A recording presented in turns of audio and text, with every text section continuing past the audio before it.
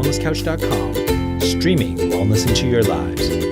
You're listening to A Quirky Journey, the healthy family podcast with your hosts Jo Whitten and Fuad Kassab.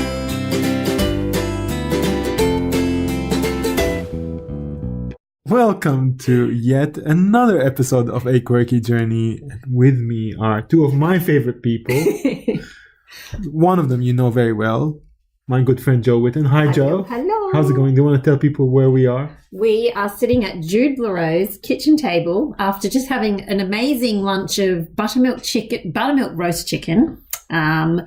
What else did we have? The roasted sweet potato, Fuad's amazing something salad. Lettuce and buttermilk dressing salad. Oh, buttermilk dressing, that's what it was. Yeah. And Jude's homemade strawberry ice cream and strawberry compote. Yeah, let's call it strawberry That's called compote. that. It sounds Let's good. call it that. Yeah, it was. Yeah. I was saying to Jude just a second ago, my mouth watered to every single bite of that ice cream. You know, usually you get that first mouth water, but it was every bite. So good. What was the name of the drink that we had as well? Oh, we had a shrub. A shrub. Peach shrub. Yeah, Was we it did. peach? I think shrub. marketing needs to do a better job at the name, but It's it could be interesting. repackaged I'd into love something. to know. I don't know the origins Yeah. of the name shrub. Maybe you better explain what it is.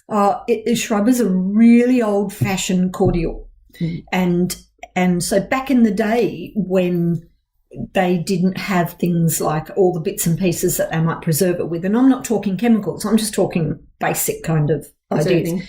They preserved it with. They would take all this fruit and macerate it with sugar and apples and vinegar, and so the vinegar and preserves it, and the sugar makes it sweet. And then you strain it all off, and you've got this cordial. You need to keep it in the fridge because it's this lovely sweet sour, isn't Yeah, it? it's Tangy, the acid, and you know the other thing about apple cider vinegar, it's such a good calmative. And grounder is Right. particularly good for Vatas. Like if you're Ayurvedically Vata, it's really kind of a balancer of kind of mood. So Jo is a Vata. Yeah, Joe's very Vata. Can He's you going to get start on 3 feeding me liters vinegar of constantly. It is. It's a real, and I love it. But I love anything like sweet and sour chicken, sweet and sour anything. I love Me it. too, actually. Yeah. That balance is always amazing. Am I Just amazing? yeah, Yeah. like because if the palate's on the sweet side too much, it Ugh. gets sickly. I don't like Yes. too We also had some vanilla bean in there. Yeah, So, because anywhere that I can put food. Me too. yeah. Oh, I love vanilla. Do you have the recipe in one of your cookbooks or The shrub. Shrub. Actually, the recipe is going to be in the Christmas class that I'm doing. Oh, perfect. There you go. And What's the Christmas tell class? us about the Christmas class. The Christmas class is going online. It will be available the 3rd of December. So that's on my Wholefood cookingonlineclasses.com site. And what I've done is I've put together like a menu, game plan really, for 3 weeks before Christmas. Love it. Oh. Because I'm downloading with recipes and recipes, but more importantly, a game plan. Because one of the things that I'm really keen on this year, or one of the things that I'm kind of really keen on in my life, is I want to make space to do the things I want to do. And particularly, this is a season of joy. Yeah. Like Supposed celebrate. to be, for sure. Celebrate the season, Yeah. etc. Well, I don't know about you, but most years I just feel like I'm running around in the kitchen like a mad woman. And I actually want to have time to sit down. Like when you and Fu are here in Perth and we can go, I can sit down. We can have lunch. We can actually do the joy and actually share the time. But it's very much about being organised, having a game plan, but also stacks of simple recipes that you can mix and match and use in different ways, dress up or down. So that's what's in you. That's what's in that Christmas class. Can you give us And some the shrub is examples in of, there. of what's in there? Yeah, Are you we're telling us? doing I'm really keen on mix and match things, and I love putting a whole lot of things out that people can take a bit of this or a bit of that. Yeah. Because you know what I really like about that? I like that it brings people together. Sounds like your kind of food. Definitely. They're not Yeah. you're not just preparing things out at the plate. They're involved in their meal. I agree. So there's like a Moroccan feast, which is like which is lamb kofta, which I love, tomato jam, sprouted chickpea falafels, which is so much more digestible. You know what I also like about this approach? This one thing that I talk a lot about Middle Eastern food, and what I love about it is it's a non-tangible thing. You can't really see it from just putting it on the table. Yeah. But when you look at what's out there, the food is completely egalitarian. So there's no piece that is more important on a plate than the next piece. That's a really good point. That's one thing. Yeah. And then the second thing is it's put out in a way where you have to take the bowl, and when you're pouring yourself, you have to pour to the person next to you. So it makes you of service to the people around you. So then you're sharing a meal in a really communal way. Really You're beautiful. actually sharing. Yeah, that's Really beautiful. And you're actually connecting with someone as you pass the plate to them. Totally. Yeah. And no matter how, the year has been with them, if you put something in their plate, an exchange of gratitude takes That's a place. really beautiful way of Love that. saying that, because that was actually exactly what I was thinking about when I was doing this menu. Is you want people to connect That's right. and talk to each other. And the other thing that I love about eating like that is I love it when you have lots of different flavours on your plate. Same. That's a big part of Christmas for me, because in our family everyone brings lots of different things. Yeah. So then you just end up with this smorgasbord on your plate. Yeah, and it reminds me, for me, I have really strong memories of like my Aunt Biddy, who passed a long time ago now, but she used to do these amazing family buffets, and I used to love a buffet because buffets, you can have a bit of this and a bit of that, and it's like, oh my God. And so it's kind of this, for me, doing this kind of eating brings back a lot of Biddy memories for me, Beautiful. which I really love. And it also takes out the complication of, hey, I don't like this dish. Well, you've got 20 others. Yeah, exactly. Well, I haven't quite Not done 20, but I've also done. Well, you've got to come to my place for 20. If I was in Sydney, I would. But I've also done. I think summer, Christmas in Australia is hot, Yes. and I've done a lot of kind of like dairy, gluten-free, only because sometimes you don't want a whole lot of fat, Heavy. a lot of plant-based kind of foods, only because you don't want a lot of that heavy Of food. course, it's too hot. It's too hot. Yeah. And so, that's what I'm doing. Oh, I'm excited. So how's the program available? Oh, it's available online on my Wholefood Cooking online classes.com. And if you go there, from the 5th of December, you'll find Wholefood Cooking online classes.com. And if you get stuck, just ask. It's a mouthful in so many ways. It is a mouthful in so many ways. It is. Oh, and I'm doing the new recipe I wanted to work on all year, and I finally got to, is a coconut mousse and passion fruit tart. Which I'm coming back tomorrow to try. Oh my goodness. Well, if you were here last week, I had a couple in the fridge because we were shooting it. Coconut mousse. So is it like a coconut milk mousse? No, do you know it's a really interesting one? So it's dairy, gluten free, it's vegan, without a nut crust.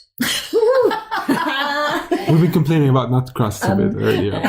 We'll save that for It's not another gluten day. free because it's got an oat crust. Sorry. Okay. But low gluten. Yeah. And no, I did it with homemade coconut milk, and a really rich homemade coconut milk.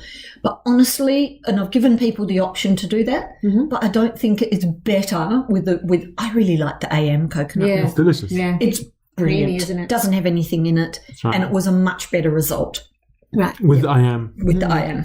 Because of it's homogenous? Because No, it's more homogenous? it's just creamy? a better flavour Right. and a thicker So interesting. flavour. Yeah, right. Flavour. Okay. It just bumped up the flavour a bit more, but people could do what they like. Sure. Yeah. Yeah. It's all about Sounds having delicious. time.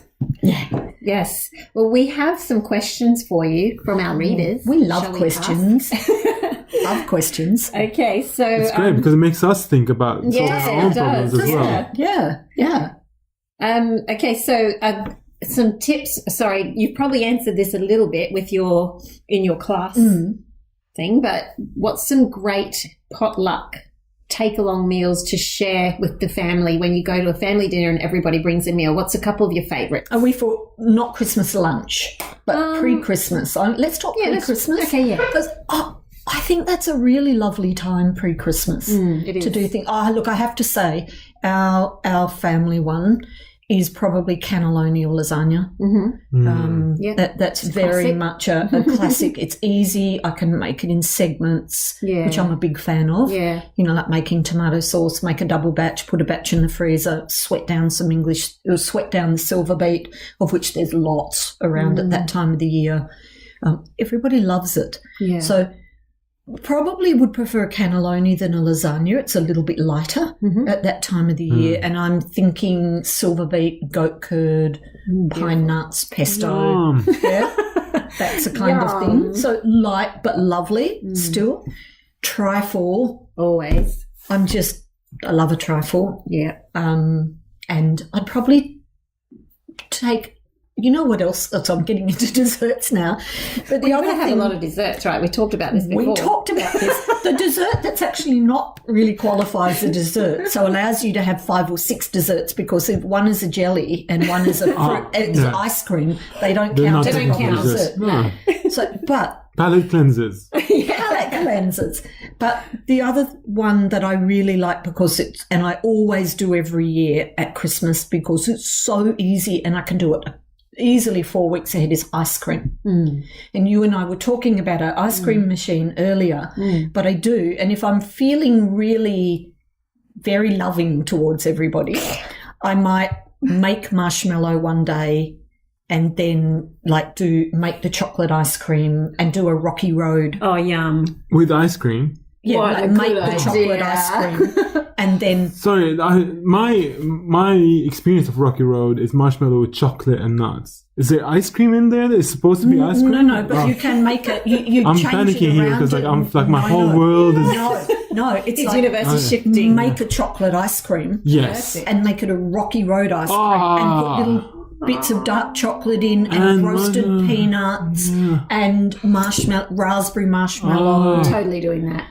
Because you can do it ahead. Yeah, just get it in the freezer. And so usually what I do at Christmas or the few weeks before Christmas, because they're great to take, or if people drop in, I do a strawberry ice cream like we had today. I do a chocolate ice cream and I do a vanilla ice cream. But, you know what I did one year, which was amazing? I took those ice creams then and I did what's the word? Not a panna cotta, not a panfort. Not panettone, you know what I'm meaning, but cassata. Yes. Cassata. So you layered them? Yes, and I layered them. I did chocolate on the outside. Yes. I put, and I know this is all getting carried away. I'll just bring it back to a simpler version. But one year... We love the enthusiasm. We don't want to break it. Let's keep going. No. Yeah. So, and I did toffee. You know, I did a... I can't think of the word. You know, when you toffee up nuts. Okay. So I can't even think of the word. Toffee on nuts, I did a caramel. Okay. Caramel. Yeah. Yeah, and then poured it over nuts and then set it and broke it all up. Yes. Praline. Okay. I did praline and then chopped it all up and put it in a vanilla ice cream. I've for done that another before. layer. That's so good. And then the inner layer, I did another vanilla with morello cherries and almond extract, because I love morello cherries. And especially layered that. Almonds. But I think ice cream is such a brilliant. Everybody loves it. Yeah. If you take it and you can do it weeks ahead. Yep. Salted you've praline. got recipes. Salted praline, exactly. You've got recipes. I've got, and Phil, you've got recipes. They're super easy. You get them in. So they're my kind of go-tos. The other massive family favourite that I would take, but cannelloni tends to work a bit better, is the mango cashew chicken from Coming Home to Eat. Beautiful. It's easy. Dead easy. People love it. What's the basic format of that recipe? It's grab a fry pan, fry up a bit of onion, coconut oil, ghee, garam masala, bit of curry powder. I add veggies to it, chicken, mango, stock.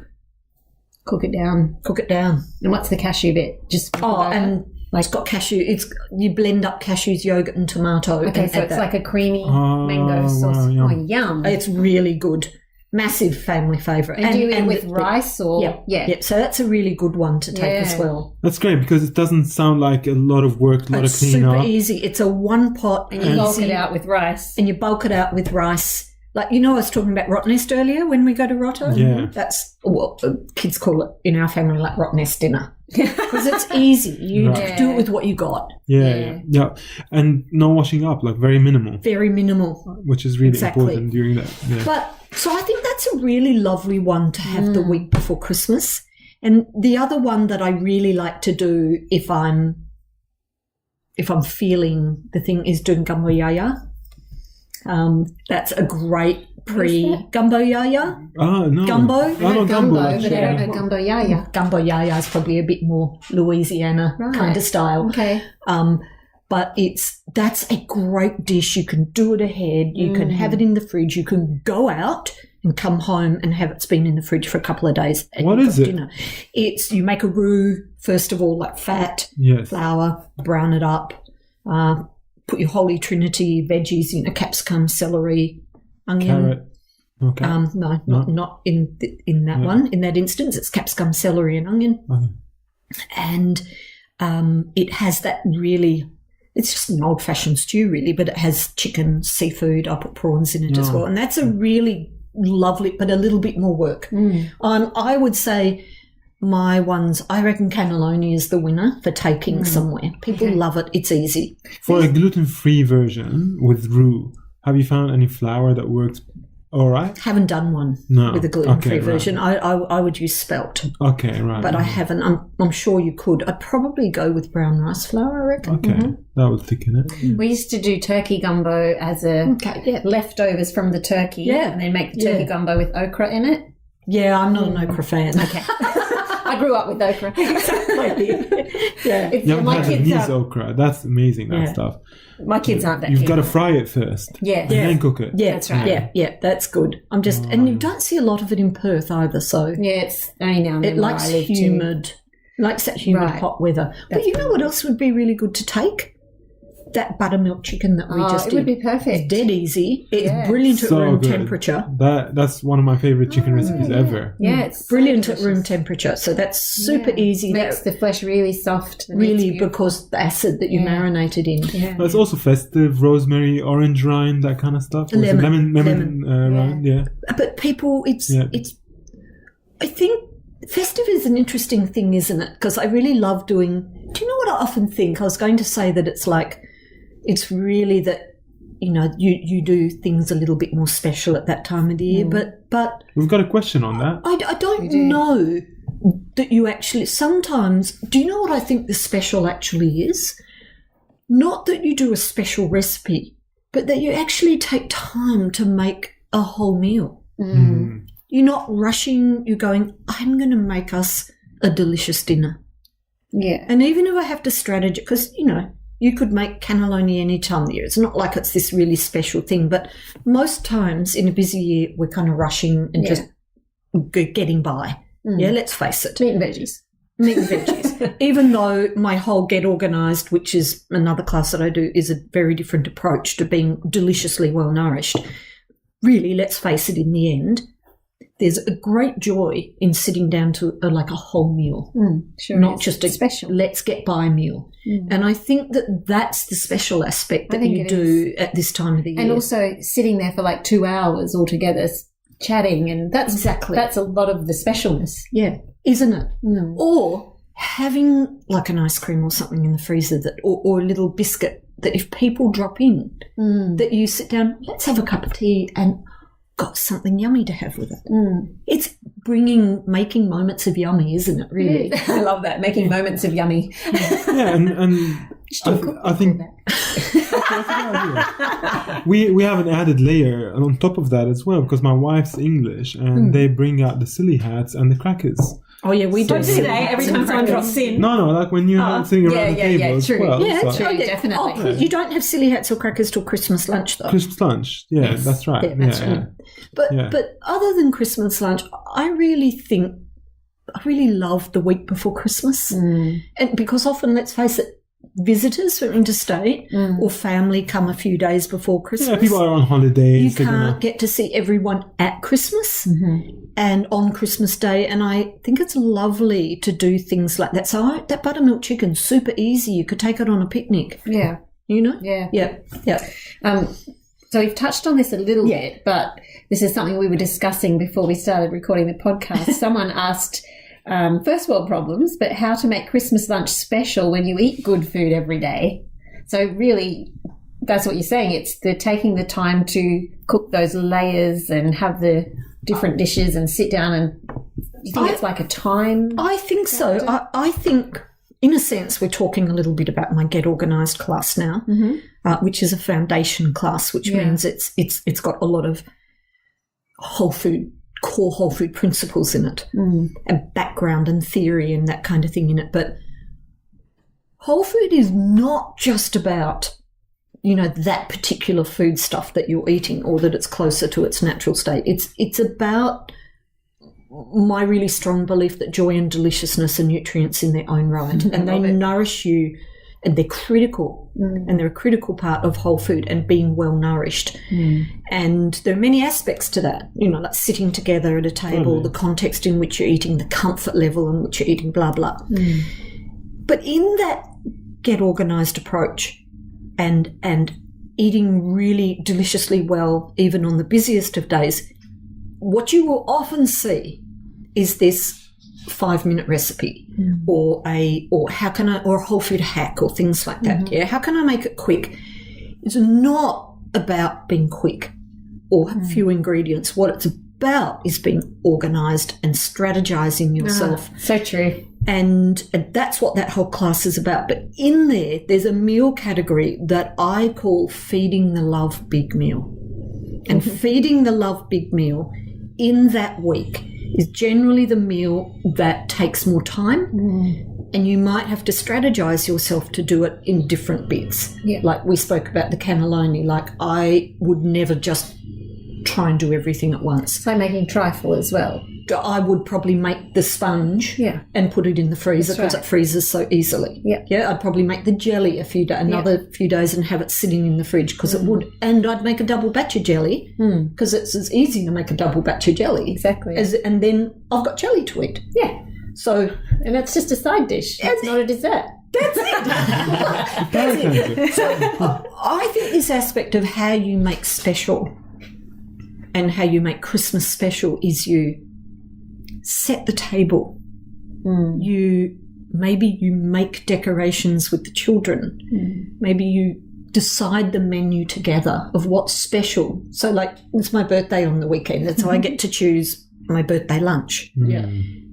And I want as part of my lunch garlic bread. Yeah. And Mum's like, what do you want garlic bread for? I'm like, but it's special to me. So maybe you make special. Well, it's my birthday and I want garlic bread, Mum. It's like maybe for that lady, you get the family together and see what would you love for our lunch, where we're celebrating joy in our life and sharing time together, and you make it more meaningful, special that way. And it's often the nostalgic recipes too, isn't it? That you remember grandma making, or for us it's the pies. Yeah. And grandma always had like 3 or 4 pies on the sideboard at Christmas, and so we always do that because that's what grandma did. And it's so special because you would never usually have that many pies in one sitting. It's exactly right. And there's everything that comes behind that. And I think not more complex meals, but definitely sometimes things that you might not normally do. During Easter, my dad used to go drive for an hour or so, a bit longer. Lebanon is very like a small country, 220 kilometers. Drive to the other side. So, like, 220 kilometers. I just go down the road. At the end of Lebanon. 220 north to south, 55 at its widest. So crazy. Oh my it's God. a tiny place, very noisy though. But he used to go on this trip because during Easter we had this tradition of like getting boiled eggs and having like an egg fight, which is you try to crack someone else's egg by hitting the heads. Or like, is that what you call the head of the egg? I don't know. Whatever that name is. Was it a cooked egg? Cooked egg, and you crack their egg, and whoever gets their egg cracked, they lose their egg, and you end up collecting eggs, and there's a winner at the end with an egg that's intact, and there was this type of egg. The funniest thing. Yeah, and the things we do. You wanted we had a technique of knowing which egg was the sturdiest, so you sort of close your ear, and then you tap it against your teeth, and if it made a high pitched sound, then it's going to be more sturdy than the one that sounded hollow. Yeah, right. So it boiled in the right way. So my dad would go especially to this place because it was a neighborhood thing. It wasn't just in the family; the whole neighborhood would get in on it. And Dad would buy these eggs once a year that were an Egyptian breed that made a much smaller egg, but with a much tougher shell. And this was a big deal for us, and that encapsulated Easter. Like that egg was funny. That's was really an Easter egg sweet. for us. You know what you're kind of talking about, though, is seasonality. That's right. And it's like, for me, Christmas is always cherries Yep. and apricots. Stone fruit. Now, particularly cherries for me, like growing up in Perth, I don't think I saw a cherry until probably I was about 5 or 6. And even then, only Santa would bring us a few cherries because they weren't a lot. So they make Christmas for me. Like something, and I think when you eat seasonally, it's special. when the season comes around, and in the Southern Hemisphere, or for me as a Perth girl, cherries are Christmas. Do you have like special cheeses that you get around Christmas or some kind of stuff? No, it's too hot right. in Perth for... No cheese? No Perth cheese? No, there's beautiful cheeses, but cheese is something I would more enjoy in autumn and winter. Some Christmases... Too hot? Well, about 3 years ago, it was 46. Oh my goodness. That's crazy. Some years not. More ice cream, please. Some Ice years cream and not. fruit and jelly. But most years, it's so... I understand why you wouldn't do a roast, like you just stick to the... Except in our family. Except this is the whole turkey year. So I love whole turkey. And Laura loves whole turkey. But others don't, so we only get it every 2 years. So it's our whole turkey year this year. Woohoo! And so you do it for lunch or dinner? Lunch. We do Christmas lunch. Yeah, so do we. Do you brine your turkey? Yes. For how long? I brined it. I'm not doing it this year. I think Lisa's going to do it this year. But when I did it and brined it, I brined it, probably at least 24 hours. And do you do it in the fridge? Yes, okay, definitely do it in the fridge. So brining, for the people who are listening, what does that involve? It involves, what you do is you soak it in a salt solution, and the salt goes through the meat and draws out and then flows back in. So you get that osmosis where it draws out, and then all the salt goes back in, and it's evenly seasoned throughout, and it tenderizes the meat as well. And the moisture is retained in the turkey. Oh, it's amazing. How long do you cook it for? Oh, look, I'm not a great turkey. I just couldn't tell you that because I'm not a great meat cooker. I can do the meats that I can do, but it's not my forte. It's tricky. And turkey cooking is I did it 1 year, and I think I did a pretty good job. But I'm going to leave it to Lisa this year. But for those of you who struggle with a dry turkey, consider... definitely. I think turkey should be brined. Yeah, absolutely, because it's quite a dry meat. Yeah. Okay. Yep. All right, let's see what else. What else have we got? Fit in a couple more questions. Yep. Do you want to talk about how to not cause a fuss when you're visiting family and you eat incredibly differently? How to enjoy and not rock the boat, but still eat well when you've got kids and all that kind of tricky stuff? I think, and we were discussing this a bit beforehand as well, I think you have to make a fairly hard decision to yourself, first of all, is if you're eating differently because you have a true intolerance or a true allergy, or that, and I say this with the kindest of intention, because I really understand how tricky things are. I really do. But a lot of clients that I see and a lot of people that are eating in this manner don't need to be eating in this manner. And I think we can get a little bit precious about it sometimes. And I say that with the kindest of because I know it's not easy. I really understand that it's not easy. And I know you're doing the best that you possibly can. And I take my hat off to you. But I think if you know that you're going into a fraught situation, like any place I go in Australia, I will get women coming up to me saying, I feel so alone. Yeah, same. Because my friends think I'm a nutcase and my family think I'm a nutcase. And Christmas is not the time to push that button. Yeah, exactly. You know, it's like Christmas is about spending time with people that you love. It's like the true intention and sometimes forgiving them their foibles. We're all doing the best that we can. Yeah? Mm-hmm. And so when you go there and your sister says, I don't know what you bring that for, you kind of just got to be a little bit compassionate and let it go. But I think what I would recommend is without going into, oh, well, I can't eat that or you'll have to do this, is I would say make something that you can eat and take it and say, I'd love to share this with you. You know, I'd love to be involved in the cooking and I'll bring this. And I wouldn't say, oh, my God, it's dairy-free, gluten-free, everything free. I'd just say, don't mention it. I'd love to make this. I'd love to help out. And what can I do to help? And I'll make this and bring it. And don't say anything, just there. And people generally will love it. Yeah, that's right. If it's made with good whole foods, it's going to be yummy. Exactly. And if you're not, you know, like going to have, I can't think of the right word again, but if you're not like, don't need an EpiPen if you eat something, just let go a little bit. You know, and I think the important thing is to remember is everybody ultimately is doing the best they can. Yeah. I, for instance, thrive on a high-fat, low-carb diet. That's how my body works really, really well like that. Yeah.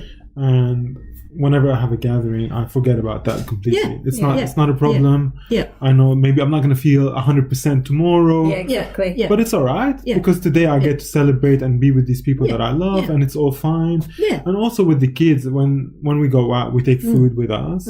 Most of our people eat similarly to us anyway. And whole foods, even like there's gluten in there and things like that, but it's mostly whole foods. The kids will fill up on the stuff that is good for them, the meat and the vegetables and the stuff that doesn't cause them problems. And then maybe 10% of the rest of their meal or 15% is going to be the stuff that might be a little bit problematic. Yeah. And that's a small percentage of their meal that's gone towards that. And it's fine. You know, they might have like, Sophie might get a little bit itchy that night or something like that, but she's had a great day as well. You know? Exactly. We'll see her through it. And she's probably played so hard she's worn out, so she sleeps fine. I think especially if you've got children, and I've got a really good friend, Dr. Julie Stone, who's one of Australia's top infant and child psychiatrists. She's amazing. And she talks a lot about this, and she's like, in a sense, when you go somewhere, particularly if it's family and you're like, oh, you can't eat that and you can't eat that and something, is more damaging to the child. Yeah.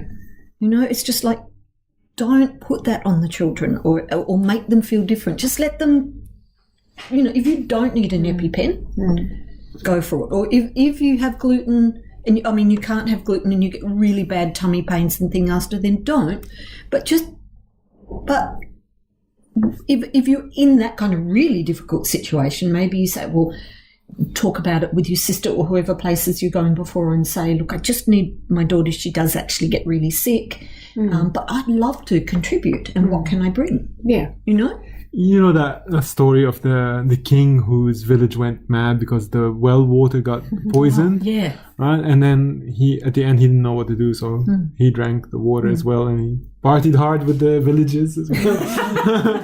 But it's kind of like that as well, you know, where like there are times when maybe you can't see the physical damage that's happening by avoiding the food, like you're avoiding the physical damage, but there's the psychological damage. Particularly when you're doing this in front of children. Yeah. Particularly with this I see it a lot in this, oh, my child will only eat this, and you sending this kind of nirvana lunchbox to school and everything like this, and I'm not a big fan of that. Yeah.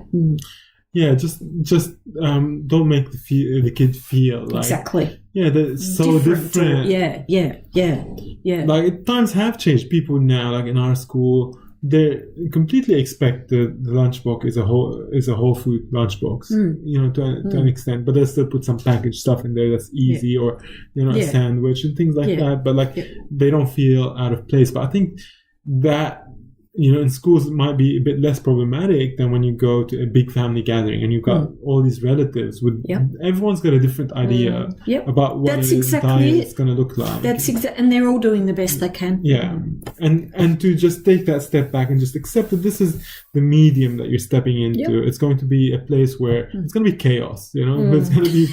It's always going to be happy chaos. It's going to be chaos. Yeah, isn't it like just going into just embrace the chaos? Do the best you can. Survive for the best you can. Yeah. But definitely it helps to take some really delicious things that I've told this story so many times, but I just have to tell it quickly. Having a party for my dad's birthday and we were all deciding what we were going to take, and my friend said, well, I'm going to take a Mars bar cheesecake. And I said, well, I might do something that's gluten-free, because I was thinking, well, then we'll have something. And she's like, and back then I was also dairy-free because I had really reacted to dairy. Yeah. And she was like, Joe, no one will want your gluten-free, dairy-free stuff. And I was like, so I didn't say anything, but in my head I was like, right. So I developed a gluten-free, dairy-free croquembouche with chocolate pastry, cream and Rapidura toffee, and made this big croquembouche for my dad's birthday. And took it to the party and it was a hit. Like I didn't mention it's gluten-free, dairy-free. Don't do that. Yeah, just go and say, here's what I brought. Forget the labels. No, it just went like that. Yeah. And her cheesecake was still sitting there. Yeah. It's like, and I always say to people, just make delicious food and don't go on about it. This is it. Forget the labels. Just take what be a part of it and take something and say, oh, I'd love to share this. I bought this. Yeah. And there's such good alternatives. Like when I had my restaurant in 2014, I made this bread. It's a Middle Eastern restaurant, so you needed bread, and I couldn't use the gluten-free. Terrible stuff that you get on the market. So. Rubbish. Yeah, rubbish. I was going to say crap, but I was going to say crap. So I developed this recipe, which is now in the cookbook. But I remember going out one day to meet the diners, and this guy goes to me, "Mate, this is the best bread I've ever had." I'm like, "Oh, awesome, mate. How long have you been a celiac for?" And he goes, "What's a celiac?" But it's real. It's like, this is it. All food should be, I am a big believer that all food should be delicious, or it all should be good enough to eat. And good food grown in good soil and real and closer to its natural state is going to be delicious. I'm a big fan of delicious. But then I grew up, my mum cooked great food and simple but delicious, and it makes such a difference. It does. About the delicious, guys. Yeah, and don't be scared of it as well. Like there's simple recipes out there that you can make, low stress. They taste amazing. No, they're naturally gluten free or dairy free. There's heaps of them in your books. Yeah, heaps of them in my books. Yeah, in Christmas classes, my Christmas class, your Christmas class. There's heaps of them. Heaps, and like you were saying, it's even though it's not about simplicity as much at this time of year. If you're doing the simple things that you can go ahead and put in the freezer, and you're just building up this beautiful table full of recipes. You are. For when Christmas comes. Exactly. Yeah. Exactly. Great idea. Or when people drop in. It's good. I did, and there's a really yummy one that is so delicious. If I had it left over for you, I would have given it to you today. You're just constantly disappointing me. But it was like, like you can have lots of great things in the fridge. Like this is an artichoke, cannelloni and preserved bean dip. Aioli. It is really good. Wow. You can put it in a roll. You can dip into it. All these kind of things. I've had an artichoke dip, I don't think. Oh my God, it's really yummy. But it's like, you can just get your fridge sorted with stuff that's going to work for you ahead of time. But back to that point, they don't have to be tricky. Like even just a beautiful jelly.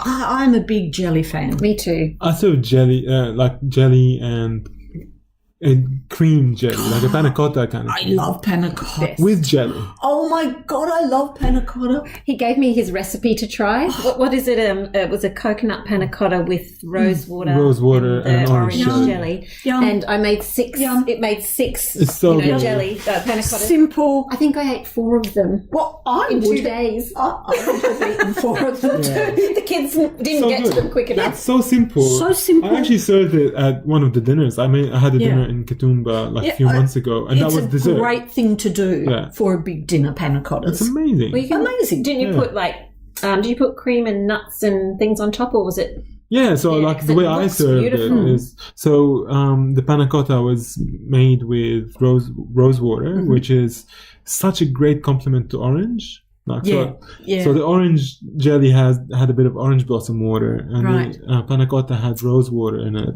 Which it's just I know. so beautiful. And then on top some pistachios and some berries. And I'm not sure. I didn't know. I don't know if I put any maple syrup. Or cream? No remember. cream. No Okay. cream. Yeah, and it's just one of those flavors because the idea came to me was maybe when I was 6-7 years old. I can't remember. I came back home from school. One of my earliest food memories, and my mom had made a halbi, which is it's like a blancmange from Lebanon, which is like it's just rice flour thickened.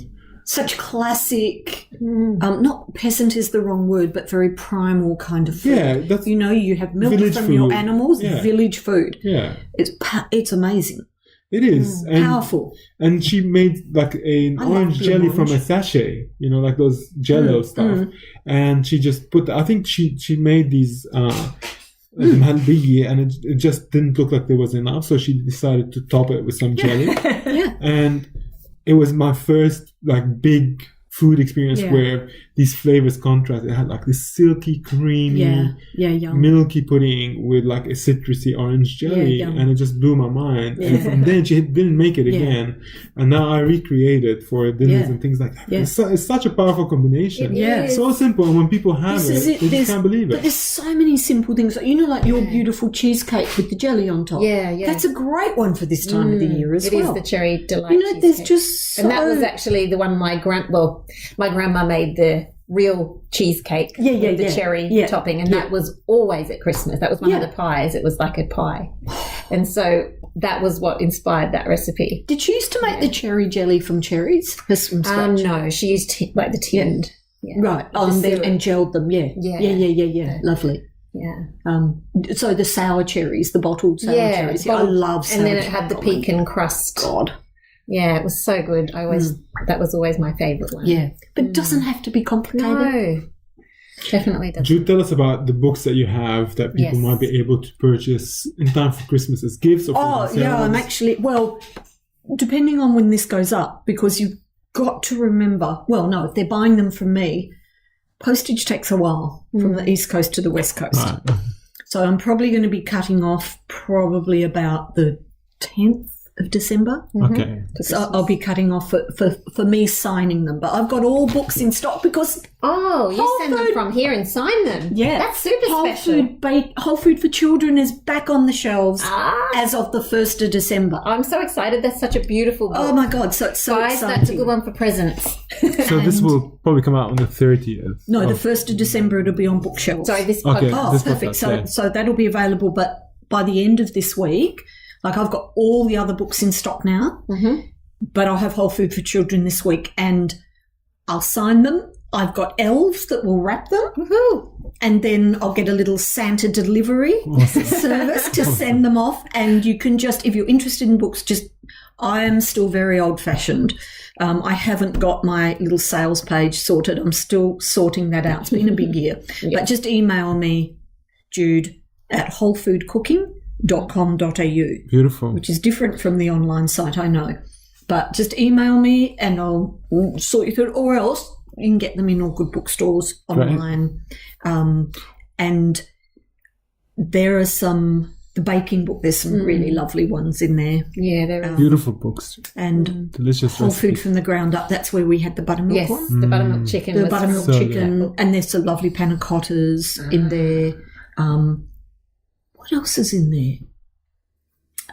If you're in the Northern Hemisphere, I'd be doing sago plum pudding. Oh, yum. I love sago plum. I love winter food. I've never had sago plum pudding. Oh my God, Jo!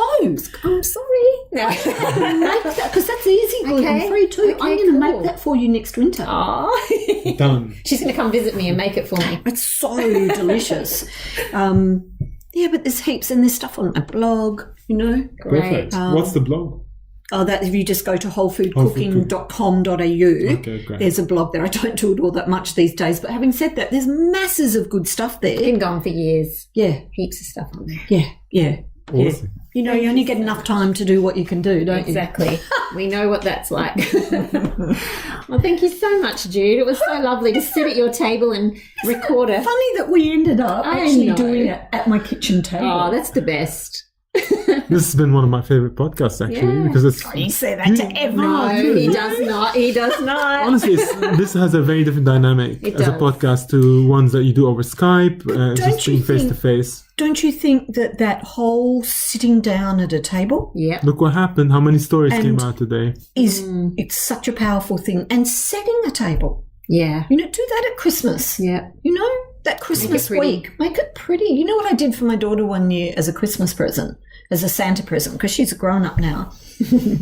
That week before Christmas, I thought I took her, I made her a special lunch every day and took it into work. Aww. And so it's kind of like, it was nothing, you know, but it wasn't, you know, did corn fritters and a salsa and Yeah. a little chocolate roulade. I mean, everybody was jealous of her mum. But it's just like taking time to do something a little bit special. Yeah. That's You know, beautiful. and the special might be just that you're actually going That's to what do it. you live for. You know, you live for. To those- set the table, Yeah. and moments. it's been so lovely doing this around the kitchen table with you guys here. Yeah, well, I said to Jude, we're coming to Perth, and she said, come and see me. I want to meet Fuad and make sure he's not just a cardboard cutout with your pictures. Yeah, So I had to actually come to life. I was a cardboard cutout. He said to in me, a way, you probably, it's kind of like you have, has it? Isn't it? Not now, but I mean, like no. When you started your journey and changed your journey, and you started moving into food or moving in, and that love of it and that life that comes from it, you know. Absolutely. I feel like whole foods have a vital force in them. And it's something that we don't really speak about a lot because it's not something you can measure. It's very true. But this is really the essence of healing as far as I'm concerned. It's that exchange of life force that comes from that food into the body, and it just wakes you up in so many different It does. ways. So many. You cannot start eating food grown in good soil and all those whole food things and not notice the effects that they have. You just can't. That's right. So Because I did it come from happens. a cardboard cutout to to a human being. So thank you so much for being on Such the a pleasure. podcast. Thank you for having me. Thank you for having It's us. so lovely. And can I just say happy Christmas to everyone? And I wish you lots of joy and deliciousness at your table and in your life. This has been a production of TheWellnessCouch.com. Check us out on Facebook and join in the conversation on Facebook.com/The Wellness Couch. Subscribe to each show on iTunes and check us out on Twitter. The Wellness Couch, streaming wellness into your lives. Whilst the Wellness Couch presenter endeavor to provide accurate and helpful information to their listeners, these podcasts cannot take into account individual circumstances and are not intended to be a substitute for health and medical advice from a qualified health professional. You should always seek the advice of a qualified health professional before acting on any of the information provided by any of the Wellness Couch podcasts.